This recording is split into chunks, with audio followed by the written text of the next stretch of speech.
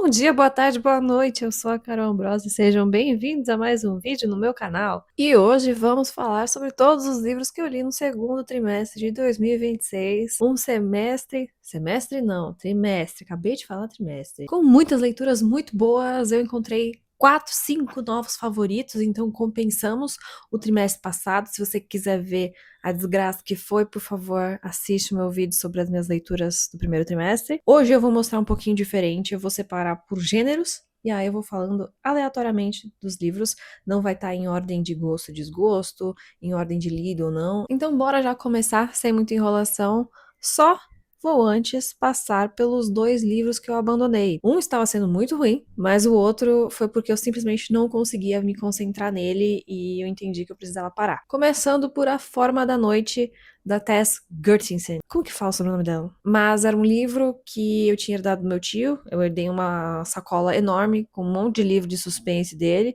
e tava aqui pra ler. Eu achei que eu fosse gostar, achei que ele fosse entregar uma outra coisa, mas chegou um momento que eu falei, preciso abandonar isso aqui porque tá bizarro. A história é sobre uma autora que aluga uma casa num penhasco perto de uma praia, numa cidade praiana, alguma coisa assim, já tô até esquecendo, graças a tudo. Só que ela acaba percebendo com o tempo que tem um fantasma lá. E não vá pro lado que você acha, isso aqui começa a virar um suspense sobrenatural romântico. Ela é comida por um fantasma. Aí a partir daí eu não sei mais porque eu parei. Vamos pro próximo, vamos pro próximo. O outro livro que eu abandonei foi A Insubmissa, da Cristina Peri Rossi, que é uma autora uruguaia. Eu faço parte de um clube do livro de uma criadora de conteúdo que eu gosto bastante e estamos tentando ler livros de todos os lugares da América Latina esse ano, o que é muito legal. Só que os livros que eu leio nesse clube acabam sendo diferentes dos meus gêneros mais lidos, sabe? Então, tem mês que eu tenho que me esforçar muito pra focar no livro em questão. E aí, o único problema desse livro é que eu simplesmente não estava preparada para ler ele. O meu mental esse mês não funcionou para eu conseguir focar nele. Ele tem o quê? 200 páginas praticamente, acho que é 204. E eu demorei, acho que uns 20 dias pra chegar nos 60%. Não, mentira, 54%. Não tava dando, não tava indo. E não é um livro ruim, ela escreve muito bem. E nesse livro ela meio que mistura a história de vida dela com algumas coisas de ficção. E é bem engraçado porque ela começa contando sobre memórias de quando ela tinha 3 anos de idade, que ela com certeza não lembra de nada, ou se ela lembra, ela é um monstro, né, conotação positiva. Tá? Mas ela conta histórias mirabolantes, com detalhes bizarros que eu não consigo lembrar o que eu comi semana passada. Acaba sendo uma leitura muito cativante e se você está com uma cabeça melhor do que a minha desse mês, você vai conseguir absorver e você vai conseguir gostar. Todo mundo gostou desse livro lá do grupo. Então vamos agora passar efetivamente para os livros lidos, né? E eu vou começar com o gênero de romance, que é um gênero que eu leio muito pouco, tanto que nesse gênero só teve um livro que eu li esse trimestre, e que infelizmente foi o pior livro que eu li. Dei 1,5 estrelas pra esse livro, de tão ruim que foi. Estou falando de Depois daquele Verão, da Carly Fortune. Eu vi que ia sair a adaptação para esse livro, e o pouco que eu tinha conhecimento dele acabava me passando uma vibe serena, sabe? Ai, no passado, na parte adolescente, é uma coisa fofa de verão, tranquila, e aí alguma coisa da vida vai fazer eles ficarem longe, e aí agora adultos, eles vão ser maduros para cultivar esse relacionamento. Não foi isso que eu encontrei nesse livro. Nem um pouco. Trazendo a premissa para contextualizar um pouquinho melhor. No passado, uma adolescente com a família dela acabam comprando uma casa no lago, numa cidadezinha diferente da cidade que eles moram, lá no Canadá, para passarem os verões e tudo mais. E aí ela acaba conhecendo o que vai se tornar melhor amigo dela e, consecutivamente, o amor da vida dela. E aí, beleza, durante os verões, os relacionamentos vão evoluindo, né? Eles vão se tornando alguma coisa diferente. Só que aí ela acaba fazendo um negócio, ela acaba cagando no pau, e eles terminam e passam 12 anos separados, sem contato mais, pra no presente ela voltar para aquela cidade porque a mãe do querido amor da vida dela foi de arrasta, e aí, né, foi pro velório, etc, etc, eles acabam se reconectando. O objetivo do vídeo não é ficar dando spoilers, porém eu vou ter que dizer que essa merda que ela faz, essa cagada monumental, é imperdoável.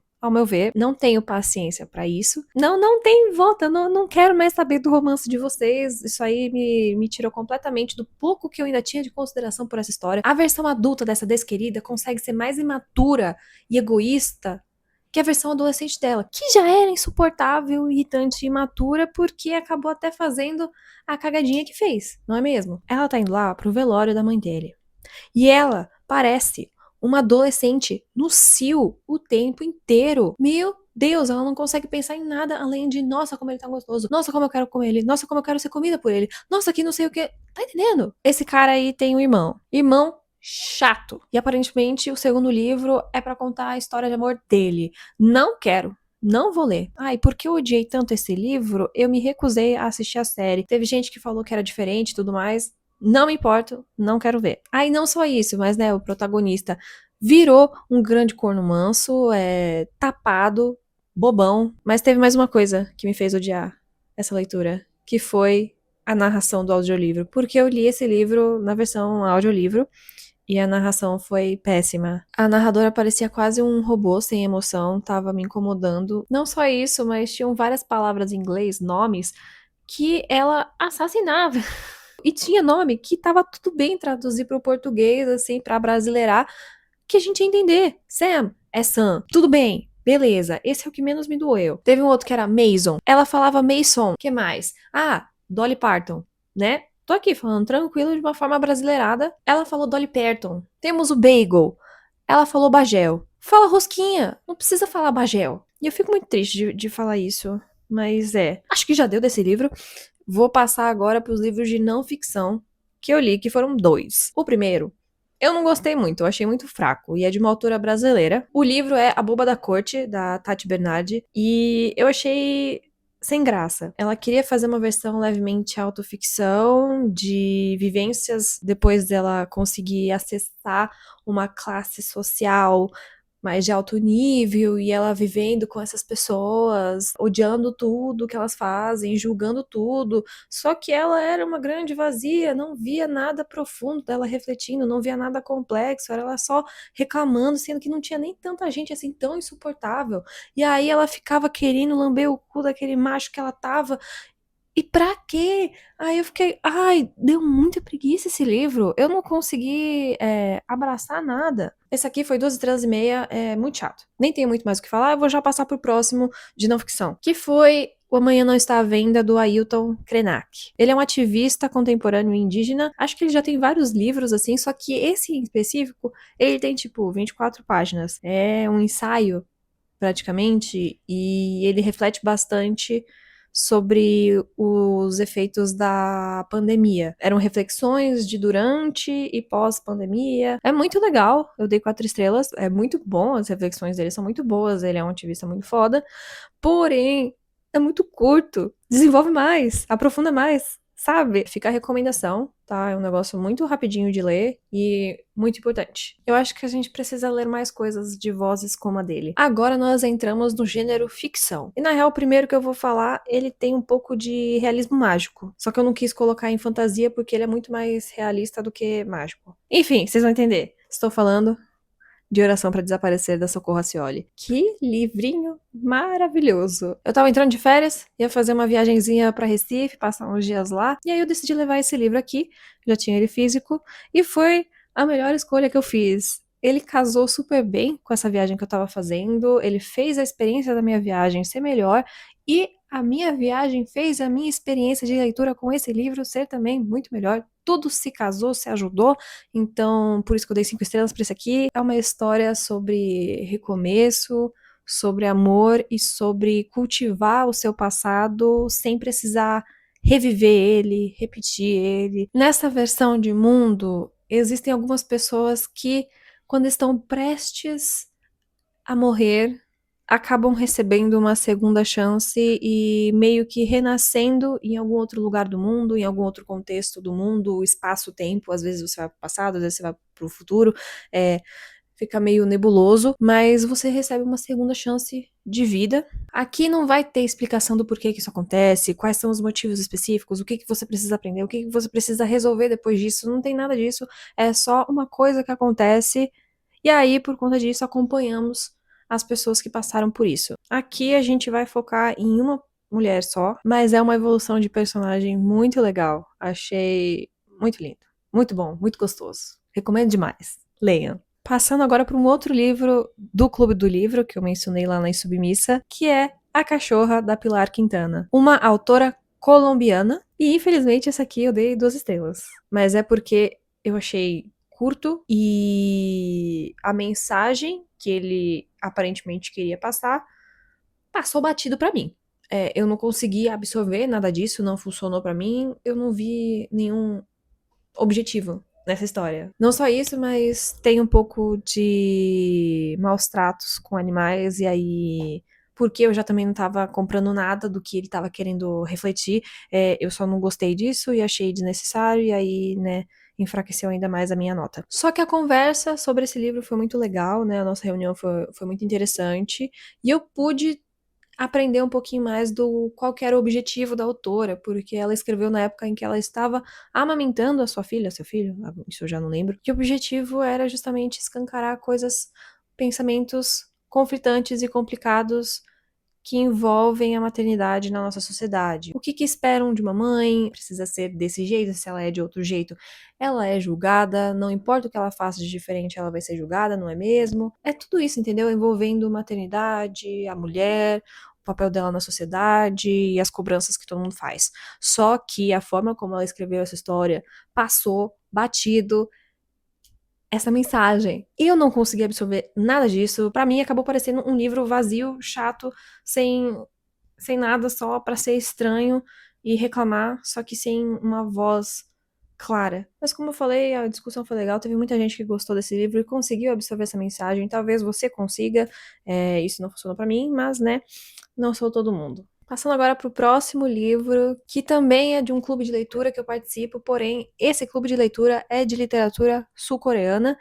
E estou falando de A Casa das Peregrinações, da Yoo Eun-sil. Espero não estar assassinando o nome, estou aprendendo coreano ainda. A premissa para explicar esse livro é um pouquinho mais complicada, então eu vou só antes falar rapidinho o porquê que eu dei 4 estrelas, pra eu trazer, né, uma contextualização um pouco melhor. Eu tava gostando bastante, muito cativada pela personagem, pelas reflexões, tem uma conversa muito legal sobre a diferença entre turistas e peregrinos, mas aí eu acabei tendo problema com a finalização dele, porque eu senti que vários temas super interessantes e que estavam sendo desenvolvidos super bem travaram no final. Eu achei que no final precisava de uma potência um pouquinho maior para fazer jus ao que foi trabalhado ao decorrer do livro.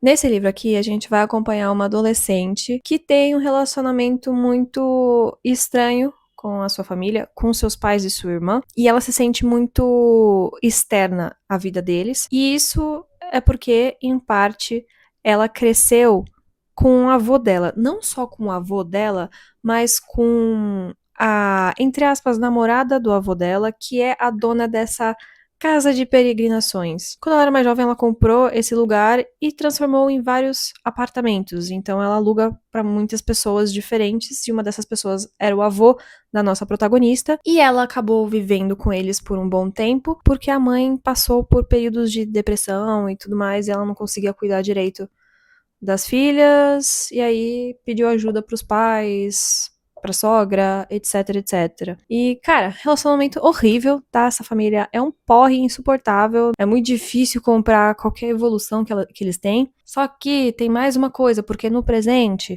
o avô acaba falecendo, e o lugar em que eles moravam antes era pago pelo avô, e como eles não têm mais o dinheiro do avô, eles acabam se mudando pra casa que era do avô nesse lugar aqui, aonde a nossa protagonista morou quando ela era pequenininha. Mas enfim, é um livro muito bonitinho, eu recomendo super.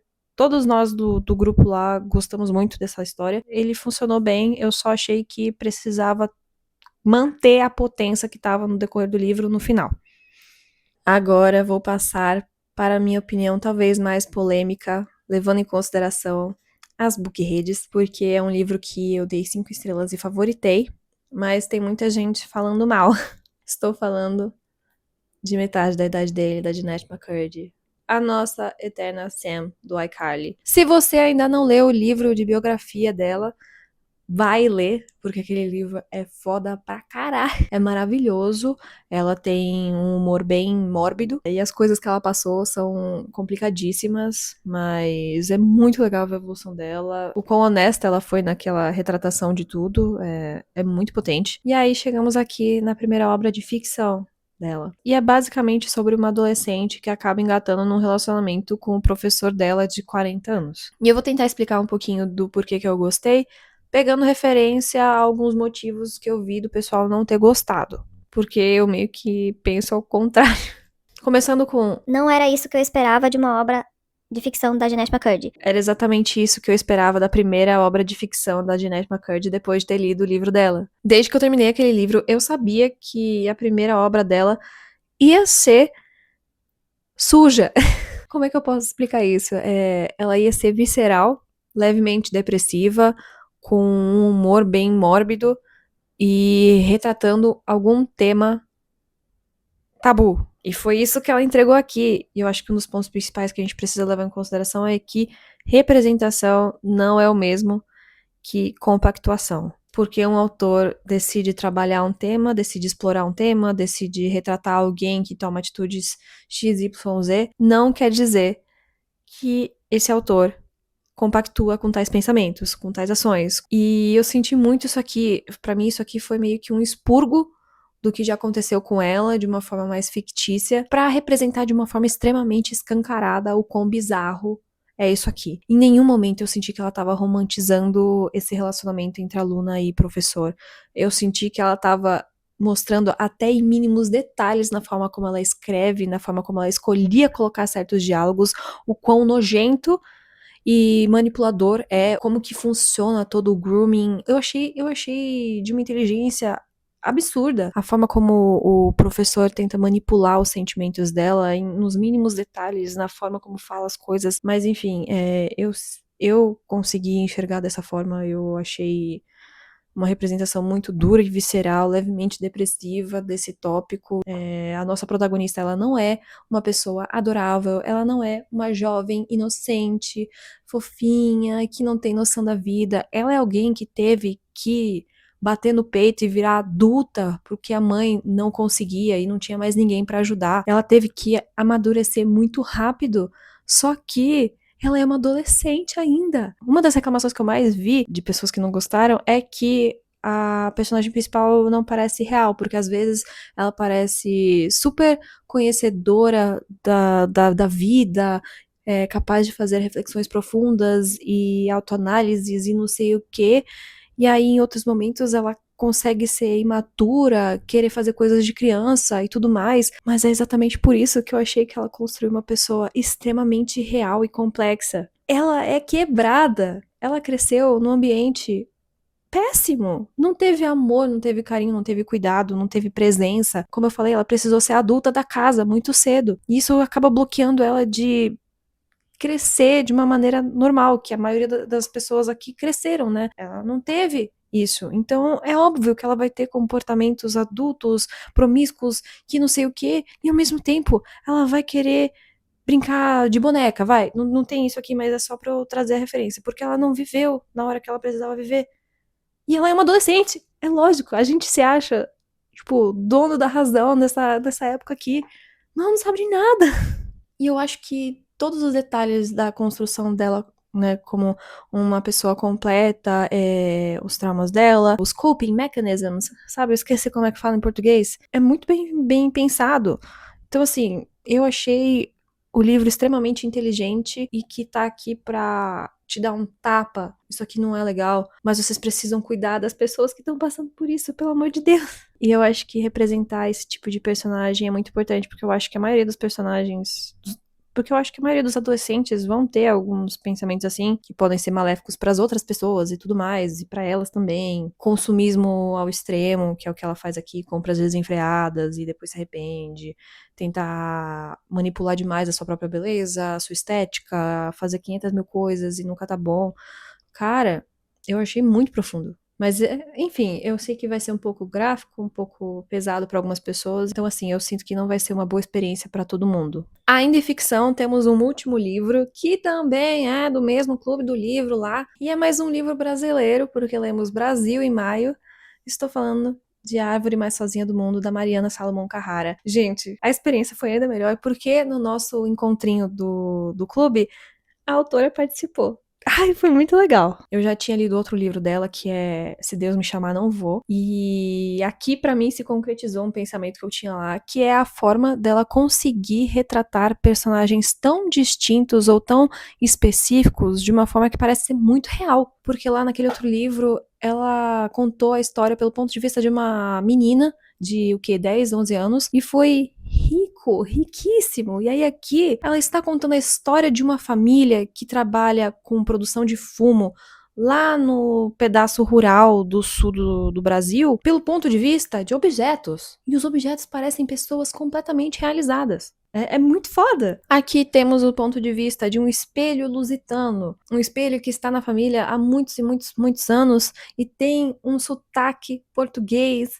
e tem uma personalidade muito específica que fica dentro da casa. Temos também a capa de proteção que as filhas usam, porque como eles fazem nessa produção de fumo, tem toda a fazenda, blá blá blá blá blá blá, precisam usar capa de proteção, e aí uma desses pontos de vista é essa capa de proteção que parece uma criança, porque não tem tantos anos de vida, sabe? Temos a personagem mais cativante de todos, que é a Árvore. A Árvore é alguém levemente depressiva, mas super reflexiva e que quer entender o amor e que acha que os seres humanos são pessoas muito sortudas porque conseguem se expressar, conseguem ir para um lugar e para o outro, sentir coisas. Ela acha isso maravilhoso e ao mesmo tempo ela é levemente depresinha. É a melhor personagem, adorei. E tem também esse carro aqui, que é o carro rural, eu esqueci como é que eles fazem referência à caminhonete, mas ela tem um sotaque de gente de interior, assim, completamente bem trabalhado, é muito bonitinho. Já aviso, é uma história um pouquinho triste, tá? Ela é calma, ela não tem grandes baques, mas no fim você vai sentir a carga emocional e vai ficar chorando. Assim, eu não cheguei a chorar, mas eu fiquei bem emotiva. Vamos agora pro meu gênero favorito, que é suspense. E eu, infelizmente, não li tantos assim. Eu queria ter lido mais desse gênero, mas como agora eu tô participando de 2 clubes dos livros diferentes e eles não leem suspense, eu acabo não tendo tanto tempo pra ler os suspenses e os terrores que eu amo. E eu vou começar essa parte com o suspense mais chato que eu li esse ano. O restante eu gostei bastante, mas esse daqui, meu Deus do céu, estou falando de O Carniceiro, da Alaina Lockhart. Eu não sei como é que fala sobre o nome dela. Ela é uma podcaster. Como é que é o nome do podcast? Morbid? Eu acho que é isso. E aí decidiu, né, fazer um livro. E chato. Chato, eu achei muito superficial. Os personagens pareciam caricaturas de quem ela queria que eles fossem. Eu não achei bem construído nada. Não tenho nada de bom pra falar desse livro. E eu dei 2 estrelas. Fraquíssimo, fraquíssimo. Não, não recomendo. Aí de um ruim, vamos para um maravilhoso, que foi As Crianças daquele Verão, da Dot Hutchinson. Esse livro é o terceiro livro da série Colecionador. Eu acho que é assim o nome da série. Mas o primeiro livro e o mais conhecido é O Jardim das Borboletas, um livro que eu amei de paixão. Li o segundo livro ano passado, amei também, dei 5 estrelas.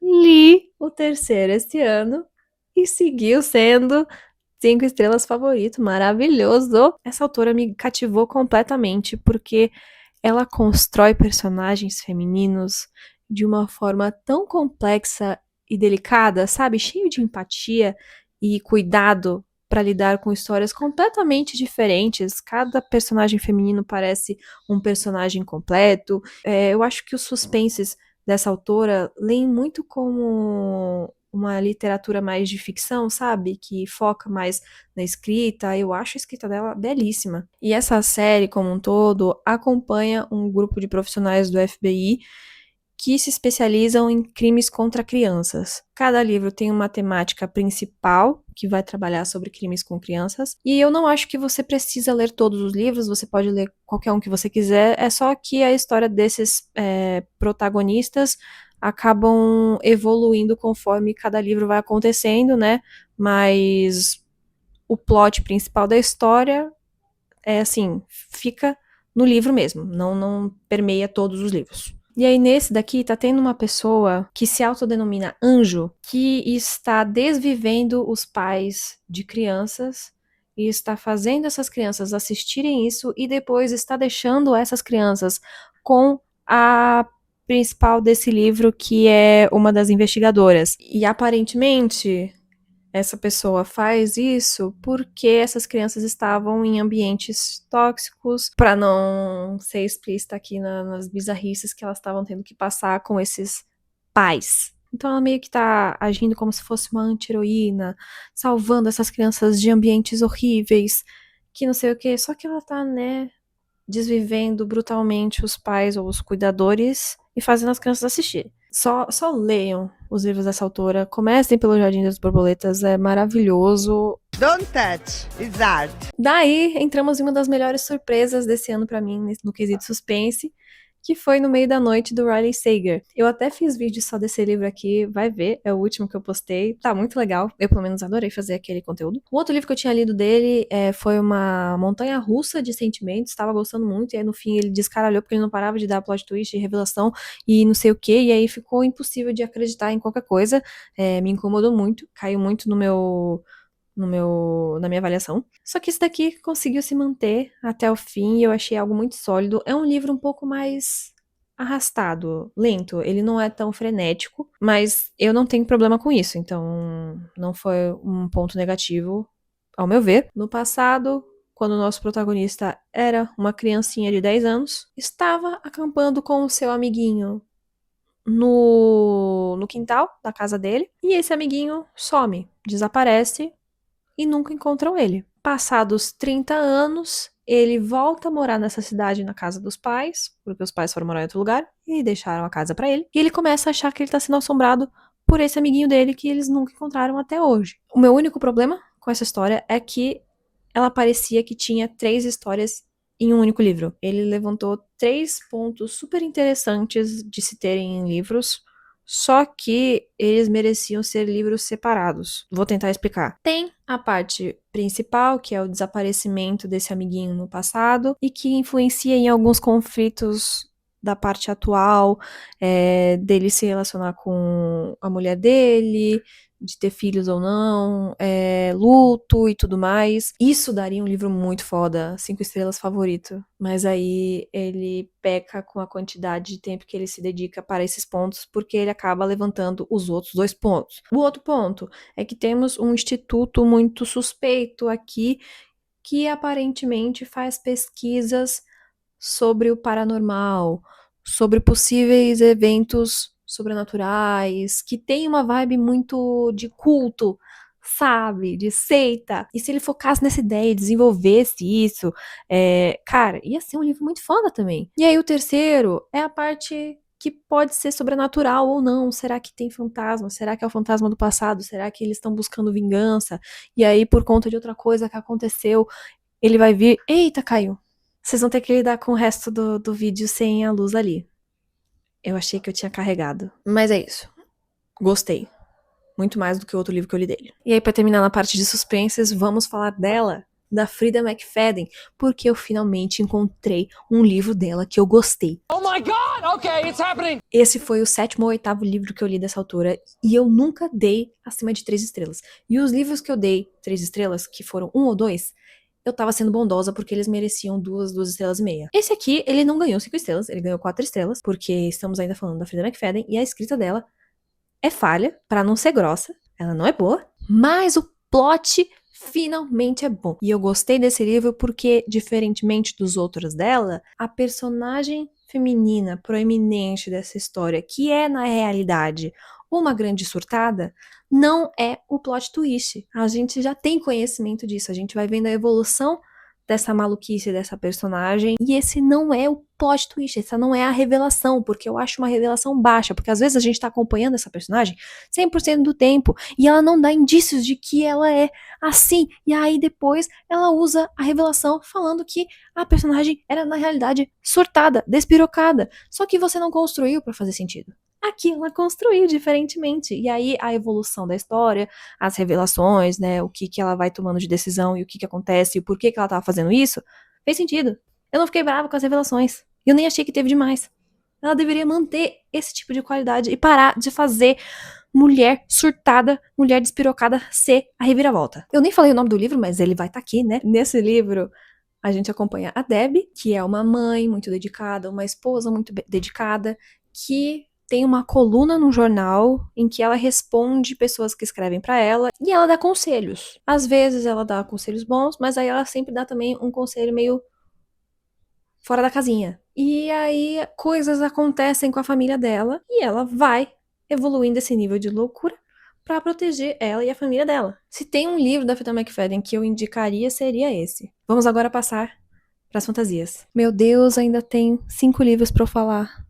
E já passou de 1 hora. Os 2 livros de fantasia que eu gostei, eu dei 4 estrelas e meia. E o primeiro deles foi The Raven Scholar, da Antonia Hodgson. É um livro que estreou ano passado, lá na gringa. Tinha muita gente gostando. Ele entrou na lista de melhores livros do ano, nas bookheads, assim, de muita gente. E aí eu fiquei super intrigada. E é uma alta fantasia com uma vibe meio Dark Academia, que nesse mundo, os governantes são escolhidos através de um torneio. Temos várias casas diferentes que representam os deuses do passado, então temos o corvo, o urso, a raposa, blá blá blá blá blá blá, são 7 casas, 8 contando com a do dragão. E aí a cada X anos eles fazem essa competição novamente para escolher o novo governante. E as pessoas que participam dessas competições são os representantes de cada casa, que eles acabam escolhendo, assim, entre si, são pessoas proeminentes, são estudiosos, são guerreiros, todos têm uma qualidade muito foda e já são reconhecidos, são todos adultos, e aí eles entram nessa meioca. Só que, no início dessa história, quando eles vão dar início à competição, uma das concorrentes é encontrada desvivida. E aí a nossa protagonista, que é uma especialista em estudos, não lembro o que, ela acaba tendo que entrar no lugar da pessoa que foi. Não só isso, mas ela tem que fazer a investigação do que aconteceu. É um livro muito foda. Eu gostei muito. Não sabia se eu ia gostar ou não, se ia ser muito fraco, mas, cara, tem muito potencial. A coisa que eu mais gostei foi a construção desse mundo, de toda a lore mágica, não só mágica, mas, né, a lore dos deuses, do que eles acreditam, como é que esse mundo funciona, as políticas, que não sei o que. Muito legal. Quero muito continuar, porque acho que vai ser uma trilogia. Sempre é uma trilogia. Fica a indicação para as editoras de trazer esse livro pra cá, se alguém já não avisou que vai trazer, porque eu não vi. Daí agora falando rapidamente de um dos piores livros que eu li esse trimestre, que eu dei 2 estrelas, que é uma fantasia mais urbana, né, que é Uma Garota Mágica se Aposenta, da Park So-yeon. É um livro curtíssimo, uma vibe um pouquinho Sakura Card Captor, sabe, garotas mágicas, Sailor Moon, blá blá blá. É pra ter essa estética, né, essa vibe, porém aqui completamente vazio. Eu achei o livro até de leve mau tom, não gostei, muito fraco, tenta levantar 500 pontos importantes e temáticas que merecem respeito e empatia ao serem retratadas em histórias levantadas de uma forma muito leviana, assim, sem carinho nenhum, não desenvolve nada, vazio. Eu achei um livro vazio, puramente estético. E aí a última fantasia que eu li, que foi acho que o penúltimo livro que eu li esse trimestre, eu terminei agora há pouco, A Guerra da Papoula, da R.F. Kuang. Ele me amedrontava um pouco, mas eu tava limpando ali a minha estante, aí eu fiquei olhando pra ele ficou olhando pra mim, eu, quer saber? Vou ler. E eu li em menos de 10 dias. Eu normalmente levo entre 20 a 30 dias pra ler uma fantasia com mais de 500 páginas. Eu leio fantasia muito devagar. Eu não dei 5 estrelas ou favoritei, porque eu senti que toda a construção dessa história passava um sentimento de fragilidade. Ele tem muito potencial de se solidificar nos próximos livros. E eu quero muito ler, tô muito investida. Mas aqui parecer um pouco frágil. Eu queria ter passado muito mais tempo na academia, na primeira cidade que eles vão, ou a segunda cidade, que fazia até mais sentido. Eu queria um pouquinho mais de tempo em certos lugares, ao invés de ir pulando de ponto A e ponto B sem passar o tempo suficiente. Mas eu ainda gostei muito, e se você ainda não tem contexto dessa história, é uma fantasia fortemente inspirada na mitologia e na história chinesa. Tem muitos momentos aqui que foram fortemente inspirados em acontecimentos reais, e é muito pesada, é muito triste. Tem um capítulo aqui que eu fiquei até arrepiada com as atrocidades que ela estava retratando que aconteceram. Nossa, complicado, complicadíssimo. E tudo isso começa com uma órfã de guerra, que depois de passar mais de um ano assim, estudando que nem uma louca, passa na prova mais importante desse país e entra numa escola militar foda. É tipo a melhor escola desse país e ela consegue entrar porque se ela não entrasse nessa, ela não ia ter dinheiro pra pagar nenhuma outra. Mas aí acaba sendo só o começo, porque ela não vai aprender só a lutar. Não, ela vai aprender muito mais, seja sobre história, seja sobre a forma de alcançar a magia, a religião, os deuses. E a nossa protagonista, a Rin, ela não é perfeita, você passa muita raiva estando na cabeça dela e vendo as opiniões que ela tem, mas é muito cativante. Eu adoro quando um autor consegue escrever de uma forma foda pessoas que são diferentes de mim e são super desenvolvidas e às vezes são ruins. Não que a Rin seja ruim, mas, entendeu? Ela é muito falha. Ela é um ser humano falho que tem os seus problemas, mas muito foda, quero muito continuar. Eu sou Cadela da R.F. Kuang. E agora eu vou tentar passar mais rápido pelos 2 livros de terror que eu li, que os 2 livros foram 5 estrelas favoritados, foram maravilhosos. Começo com The Caretaker, do Marcus Cleaver, que é o mesmo autor de Nós Já Moramos Aqui. Isso, o mais novo queridinho aqui do terror suspense no Brasil. Esse primeiro livro, eu lembro de ter gostado, mas eu achei que tudo era muito jogado, entendeu? Nada era muito explicado, era muito aberto, e eu não sou tão fã assim de livros de terror ou suspense que são muito abertos. Eu gosto de um negócio mais amarradinho. E aí, nesse aqui, eu sinto que ele entrega justamente o que eu tava querendo aqui, assim, o que faltava pra eu amar um livro dele, porque ele tem uma ambientação maravilhosa. Gente, a ambientação, tanto naquele primeiro livro quanto nesse aqui, é muito boa. Eu senti que eu tava vivendo tudo que a personagem principal tava vivendo, e aqui, nós vamos acompanhar uma jovem que tá tendo que cuidar da irmã mais nova dela, porque os pais faleceram, a mãe foi há muito tempo, aí o pai levemente recente, e aí elas estão meio sem dinheiro, sem o que fazer, ela precisa arranjar algum emprego, porque ela foi demitida do outro, e ela consegue a vaga de cuidadora de uma casa de 2 idosos no meio do nada. Não é do meio do nada, é no meio de uma floresta ali, numa parte mais rica da cidade dela. Só que ela não vai só olhar aquela casa enquanto a mulher vai embora, porque o velhinho ele faleceu. Ela tem que seguir uma lista de coisas. Ela precisa seguir vários rituais, várias atividades extremamente específicas, senão as coisas vão começar a dar errado e ela pode acabar traindo o fim do mundo. É muito bonito, muito triste, muito envolvente. Eu acho que a construção desse mistério e tal, da lore, do que ela tem que fazer pra cuidar daquela casa, é muito boa. Eu passei nervoso umas 500 vezes nessa história, porque não é possível que tudo dá errado.